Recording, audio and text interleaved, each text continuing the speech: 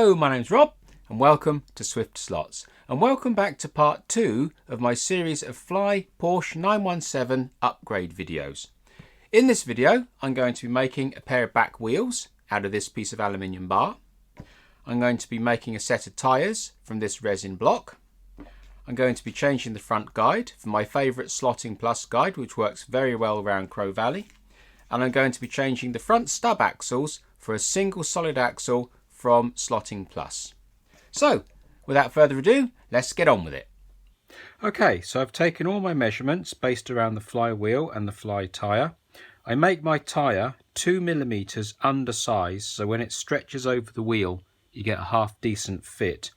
These two measurements here purely refer to my cutter. It's got to go in 47 thou, and when I travel across to cut this groove, it's got to go across 185 thou, because the cutter is 73 thou thick. So you already get that cut as it goes in, and then I just got to move it across 185 to give me that groove of 258 thou. So I've got my chunk of resin. Let's get on the lathe and turn it into a tyre blank.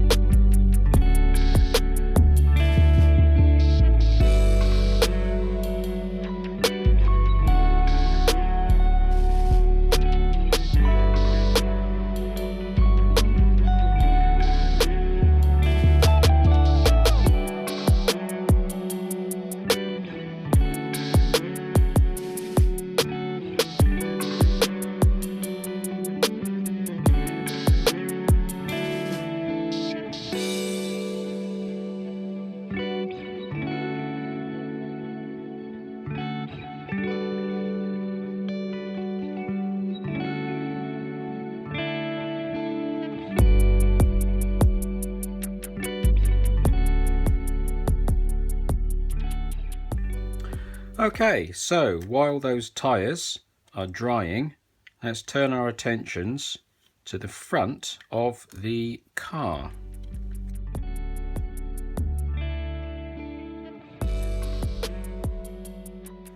So, for those that don't know how to get the front wheels off of a fly, get a pair of side cutters and gently get behind the head of the pin.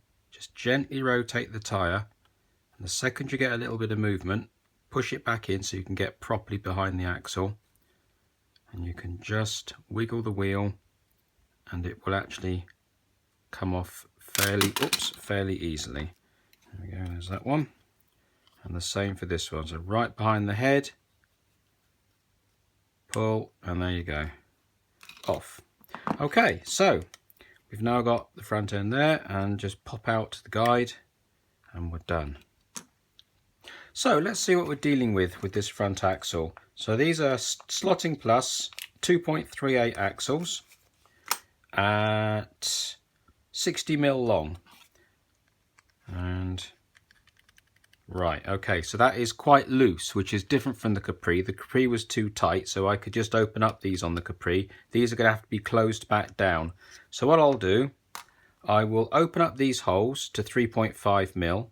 I'll make a pair of brass bearings that push in, and then I shall mount the axle on the wheels, cut the axle down to the correct length and get the wheels back on. Now I know that when these wheels are nice and tight onto the chassis, they fit nicely under the body, so I don't need to worry about putting spacers on. So open up the holes, make a set of bearings, cut the axle to the correct length and put it together.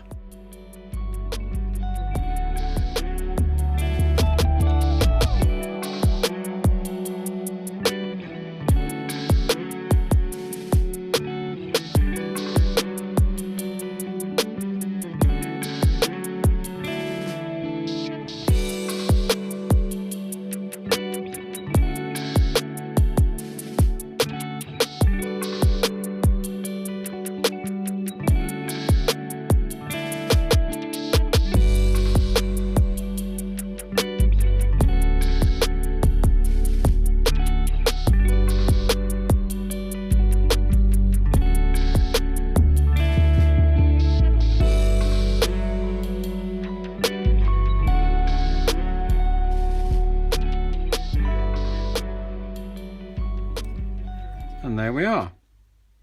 Brass bushes all made and in place. And the front axle turns very nicely. No problems at all. Right, now we need to turn our attentions to the front guide. And for that I shall be using my Slotting Plus guide. Now I've noticed that these guides are an almost perfect fit. But as you can see, hopefully, there's just a little bit of wobble. And it's due to the draft on this shaft here. It's just being 4 thou smaller at the top than the bottom. The bottom is perfect. There's no play at all in the bottom, but it all comes from the top. So what I'm going to do is I'm going to drill out a hole at 4.5 mil or 4 mil, something like that. Make a rod or a tube, pop the tube in, drill the tube out to 3.6 mil, and that'll be a perfect fit for this guide, a direct replacement. So let's crack on with that now.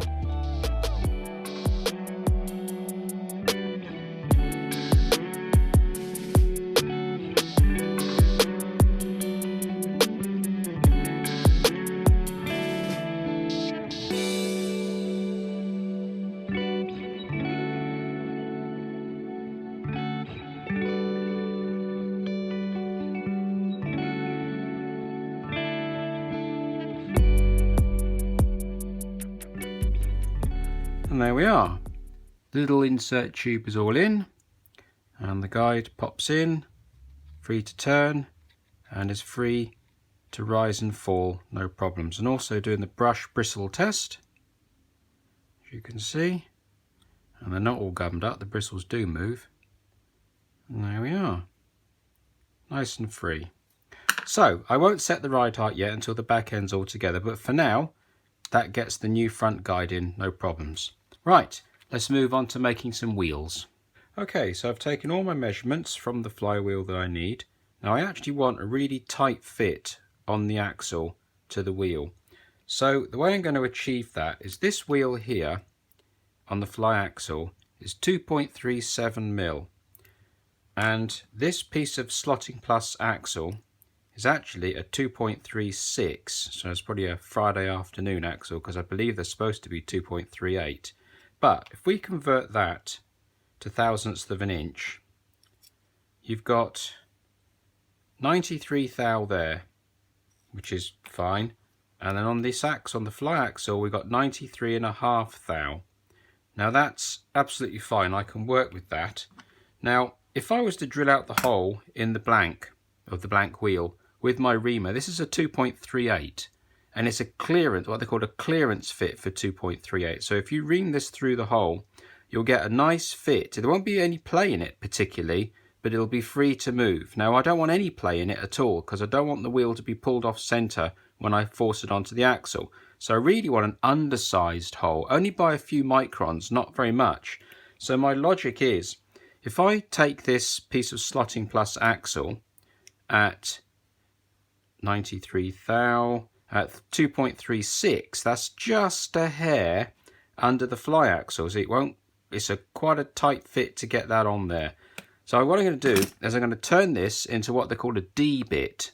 And a D bit is basically a reamer, but slightly different. I'll draw it on a piece of paper. So you normally have your axle or your piece of bar like this, and if you grind away a section out of it like that, take that piece away, you end up with a cutting edge effectively, but only take it down to about a quarter or a third of its size, because what you're doing is you're peeling off the piece of metal down the edge with this cutter, but forcing the rest of the hole to be smooth, because the rest of the cutter isn't cutting, it's kind of smoothing or polishing it through. So you're taking just a skim off of that so-called cutting edge, and the rest of the metal is kind of polishing and forcing the rest of the hole. So you're kind of half cutting, half forcing. But to do that, I need to turn this little piece of hardened steel into a D-bit. So I'm going to pop it in my lathe, I'm going to set up my grinder, my Dremel grinder, and I'm just going to take away about 5 mil of this metal, just about a third of it, to create this D cutter. Then when I make up my wheels in aluminium, I'll push that D cutter bit into the middle, and I should get a really nice tight fit when I try and put it on the fly axle. So let's make a D-bit.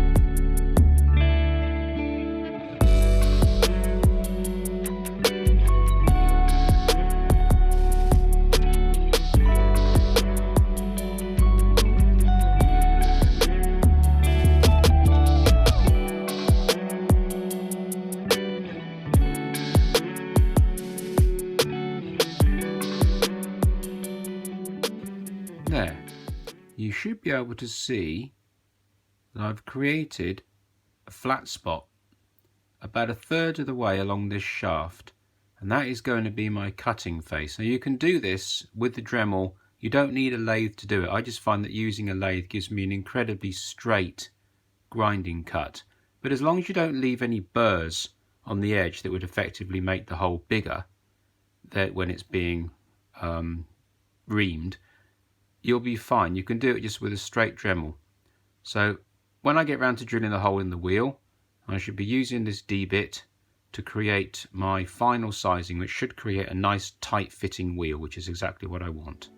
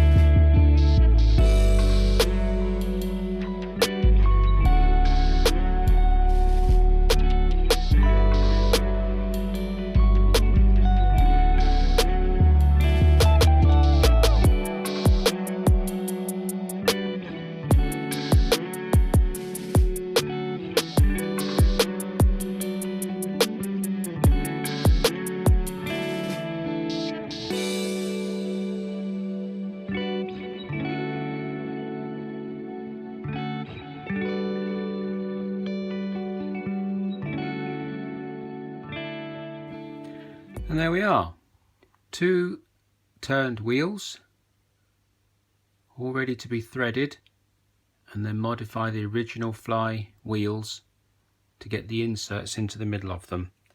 And the original fly tyre is never a great fit on the flywheel anyway, so I'm not expecting it to be any different here because it's the same dimensions. My rubber tyres will be slightly smaller and I'll pull it tighter around the rim, but that's just the same fit as the original flywheel. And onto the axles. That's a nice snug fit onto that one, and a nice snug fit onto that one. So there we are. Right, so all we've got to do now is thread these internal bosses to M2 or M2.5, I think I'll do it to, and then machine down these wheels to liberate the spokes in the middle, and then use those spokes in the middle as an insert to go into my own wheel. Then just paint them up and we're done.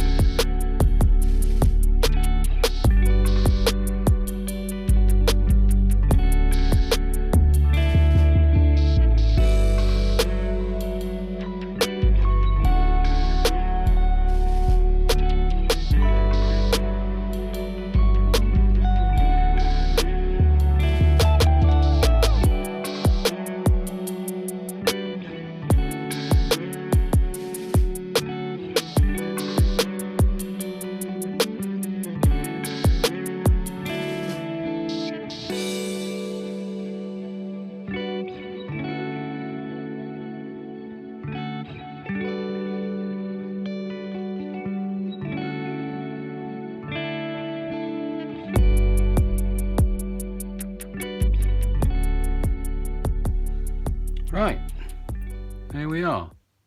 That's the 2 threads in. So I'm going to pop in my M2.5 grub screws, which simply came from eBay. They're just eBay grub screws, so you can buy them cheap enough.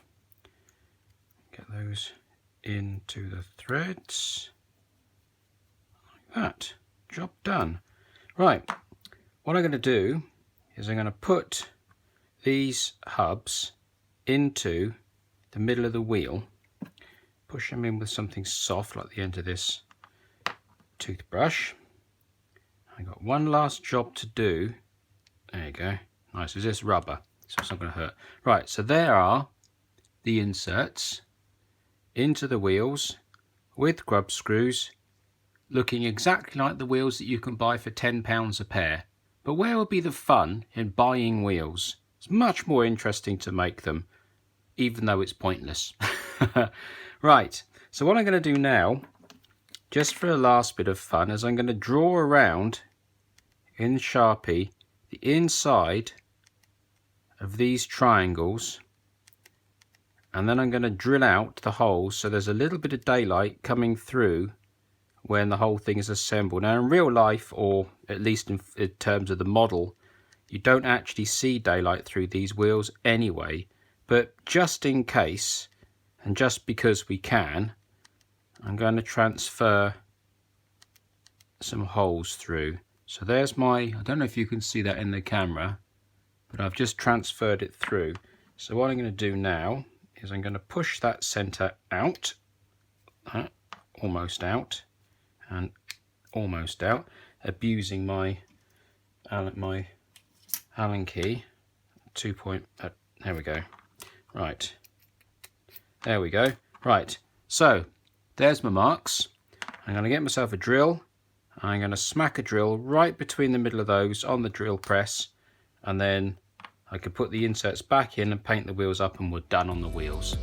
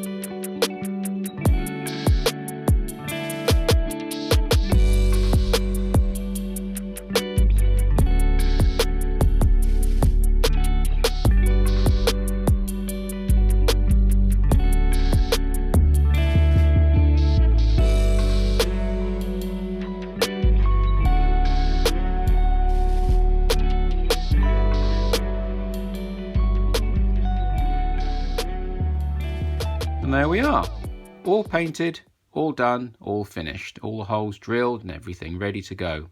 I'm not actually sure if you can see, but in the backs of those wheels it appears to have a brake disc, which by happy coincidence, and that's because the boss is bigger than the inside diameter of those holes. So when the drill goes in and it stops halfway, you still see a small amount of the boss through the back of the wheel. And it gives the impression of a brake disc. It's really quite cool. Completely unintended, but there you are.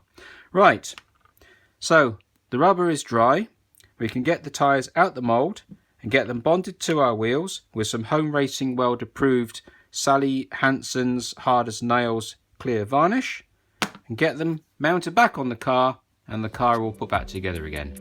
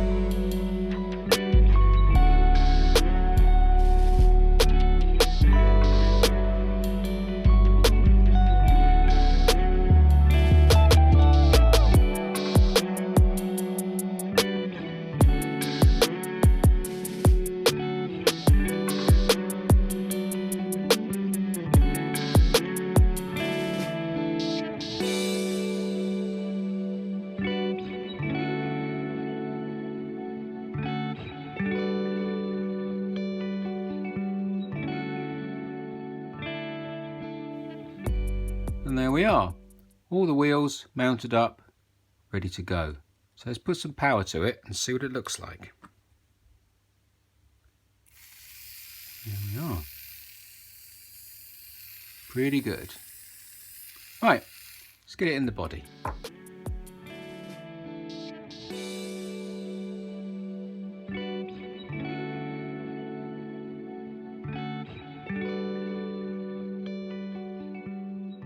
And there we are, all put back together again. Everything all clearing nicely and looking exactly as it should. And there we are. That brings us to the end of part 2 of upgrading my Fly Porsche 917K. Some of you may have spotted I didn't do anything with truing the tyres or any setup on the front end, because there'll be a part 3 where I do a little bit more work, and that will bring us to the end of the series. So, if you enjoyed this sort of content, maybe you'll subscribe, and if you could hit the little bell button, that'll be awesome. So until the next time, thank you very much.